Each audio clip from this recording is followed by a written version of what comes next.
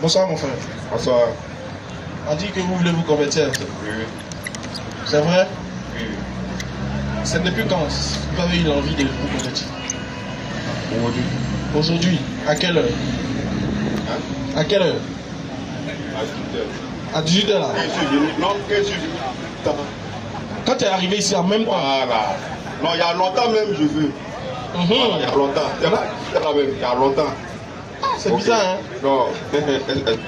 Il y a quelqu'un qui t'a prêché l'islam? Bon, oui, oui. C'est un ami? Oui. C'est un ami, on a mis quartier là-bas. On m'a prêté l'islam. Est-ce que ça t'arrange? Ça m'arrange, effectivement. Tu es sûr que ça t'arrange? Oui, oui. On ne boit pas chez nous là-bas? Non, moi je ne bois pas. On ne mange pas porc aussi? Porc là, il m'a dit ça. Voilà. Tu as dit ça devant le bénis, bon. Non, c'est pas comment. Si les caches, c'est pas bien. C'est pas faux. Voilà, c'est bien de dire la vérité. Ouais. Voilà. Maintenant, si tu rates maintenant, je peux arrêter. Ouais, sinon, je comprends. Sinon, actuellement, tu es en position de Bali. Non, voilà, en position, voilà, actuellement là. Si je quitte ici, ok, je comprends. Voilà. Il n'y a pas de souci. Tu sais, c'est ce qui est bien en islam là, non? Ouais. C'est que l'islam n'est pas une religion qui est fermée, qui ferme la porte aux gens. L'islam même t'accepte avec tes défauts. Parce que c'est quand tu viens avec tes défauts que l'islam a un travail à faire sur toi. Mais si toi tu es sans défaut, tu es propre, l'islam ne va rien faire sur toi. Quel est l'impact qu'il aura sur toi? Donc il ne faut pas avoir peur de devenir musulman pour dire non, comme il fait ça. Non. Au fur et à mesure, je sais qu'on ne peut pas arrêter une chose qu'on aime tout d'un coup.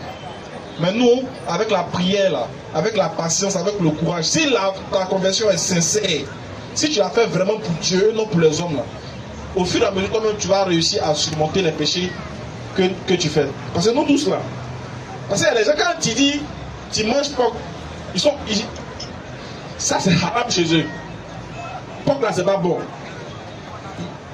Boisson, c'est pas bon. Mais faire palabre, c'est bon chez lui. Tu as vu, quand on dit porc n'est pas bon, il dit oui, porc c'est haram, hein. Boisson, il non mais pas boire. Mais il agresse les gens. Il oublie que ça c'est péché aussi. Tu vois. Donc, quand là nous pardonnons tous pour nos péchés qu'on a commis, donc même si tu avais l'habitude de manger, mais sache que c'est interdit en islam. Mais, au fur et à mesure, il faut prier pour que Dieu t'aide à pouvoir surmonter ça.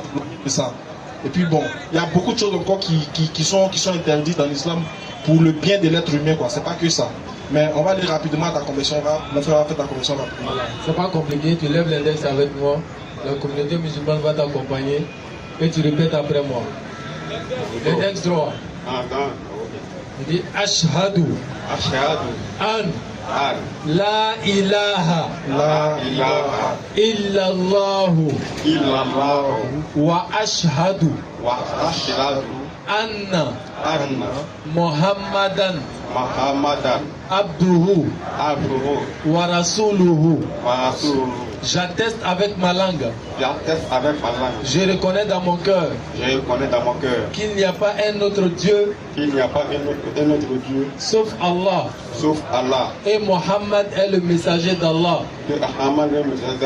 Mohammed est le messager d'Allah.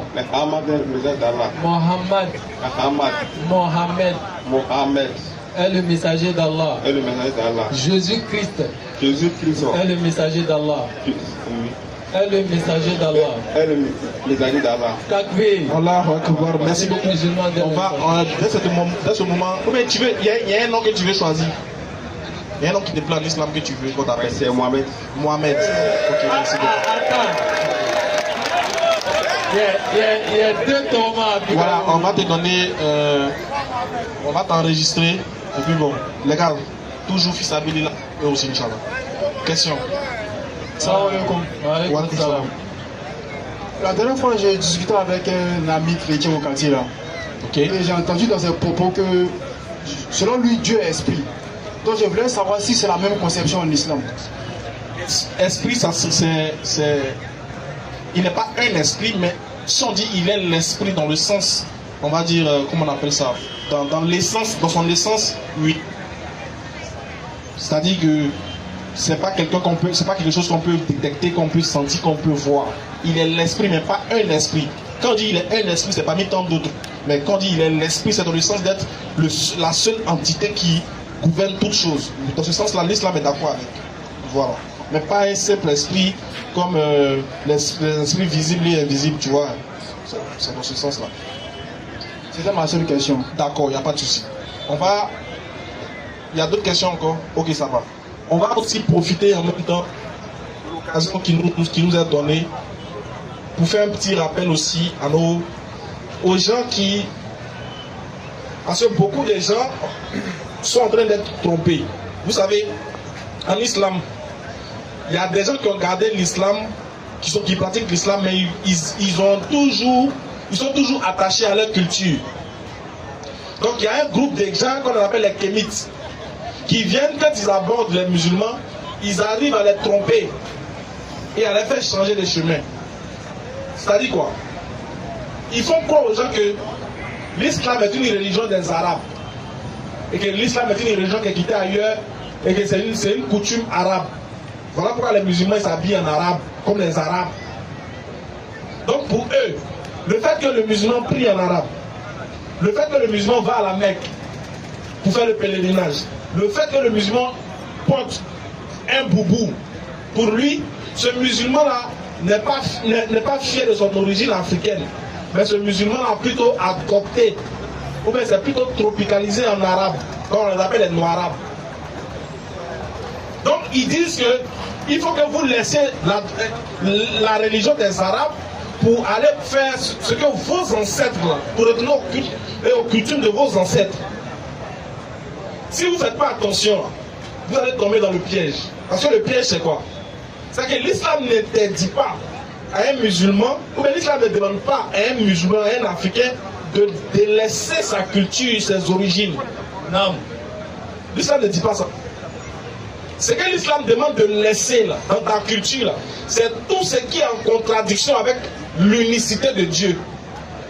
C'est tout ce qui est en contradiction avec la valeur que Dieu a donnée à l'homme. Ça veut dire, si ta culture te demande, toi, d'aller sacrifier un albinos, tu dois refuser cette culture-là. Elle est démoniaque et satanique. Si ta culture te demande, non, bon, il y a des mots qu'il ne peut pas utiliser, parce qu'il y a des cultures. Moi, il y a des livres ici, là, sur la culture de certains peuples africains.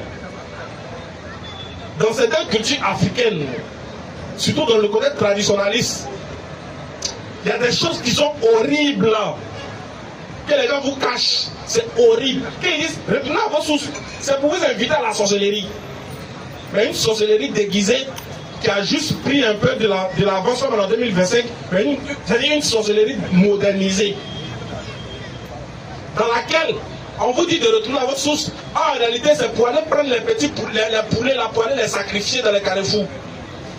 Vous allez toujours égorger le sang, là. Vous allez continuer à vous badigeonner avec le sang de ces animaux-là. Et c'est à cela qu'ils vous invitent. Qu'on retourne à nos sources. Dans le retour aux sources là, on arrive là-bas, on te dit qu'on a besoin de deux os des jumeaux. Tu as levé os des jumeaux là-haut. On dit on veut os des jumeaux. Tu vas enlever os des jumeaux là où? Question. Souvent là, surtout que les élections approchent, faites attention, surveillez vos enfants. Parce qu'ils ont besoin de ça, os des jumeaux. Ah, surveillez des... C'est-à-dire, ils vont se promener dans la rue, cherchant les enfants des gens, cherchant les jumeaux, surtout même les albinos. Méfiez-vous. Les frères, qui peut dire que ce qui est dit est faux? Est-ce que les albinos là ne sont pas un outil pour les traditionnalistes? Est-ce qu'on ne poursuit pas les albinos ici? Quel albinos qui accueille, vous dit que lui va se lever à 5 h du matin pour passer dans un coin où il n'y a pas dit le nom? Il y a longtemps. Parce que quand il les voit, parce que dans la tradition, on sait que ce qui représente un albinos, c'est un trésor même qui est là.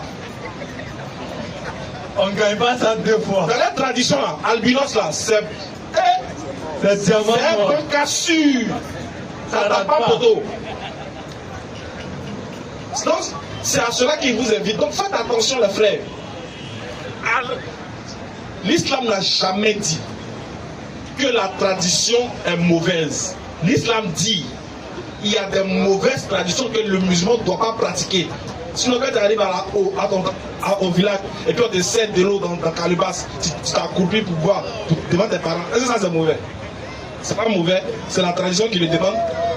Quand la tradition dit bon, mais imagine une tradition. Souvent quand on voit les mariages, les femmes là, ils prennent comment on appelle ça, la mariée, il la met sur son épaule, il court avec. Est-ce que ça c'est mauvais?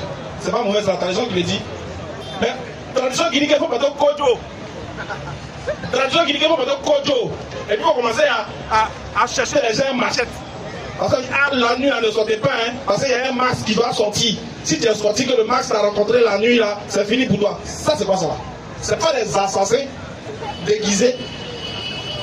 J'ai dit projet Inch'Allah, il fait un bon dossier sur vous. Voilà. Et puis on verra la suite. Vaporisation. Qu'elle en donne la bonne compréhension. On va lever les mains tout le monde. Ashhadu. Ashhadu. An. La ilaha. Illallahu. Wa ashhadu. Anna. Muhammadan Rasulullah. À la prochaine.